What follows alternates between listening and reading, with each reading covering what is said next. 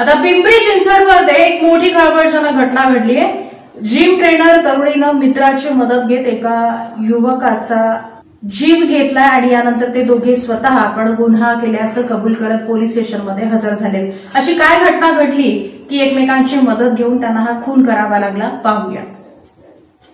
राज्यात गेल्या काही दिवसात गुन्हेगारी वाढत असल्याचे चित्र आहे। गुन्हेगारी हा पोलिसांसमोरचा मोठा प्रश्न बनला आहे। पैसा, ड्रग्ज, अनैतिक संबंध यातून गुन्हेगारी घडत असताना पुण्यातील पिंपरी चिंचवडमध्ये एका तरुणीने मित्राच्या मदतीने एकाची हत्या केल्याने खळबळ उडाली आहे। मयत तरुण वारंवार तरुणीला त्रास द्यायचा, त्यातून ही घटना घडल्याचे आतापर्यंतच्या प्राथमिक पोलीस तपासात समोर आले आहे। जिम ट्रेनर असलेल्या प्रांजलसोबत दुपारी 2:30च्या सुमारास पुन्हा एकदा गोपीनाथ उर्फ लल्ला याच्याकडून त्रास देण्याचा तोच प्रकार घडला। त्यावेळी प्रांजलने गोपीनाथच्या कानशिलात लगावली। त्यानंतर तिने आणि यशने मिळून लोखंडी रॉड आणि पहारीने मारहाण केली। यात गोपीनाथ गंभीर जखमी झाला। जखमी अवस्थेतील गोपीनाथला रुग्णालयात दाखल केले असता डॉक्टरांकडून त्याला मृत घोषित करण्यात आले।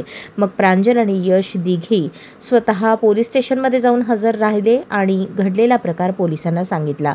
प्रांजल आणि यश ज्या जिमचे ट्रेनर आहेत त्याच जिममध्ये गोपीनाथ जिमला येत होता।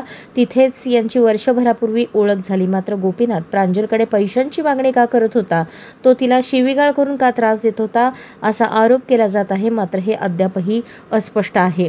आता पोलीस तपासात प्रांजल आणि यशकडून या बाबी समोर येतील। सध्या पोलिसांकडून या घटनेचा तपास सुरू आहे।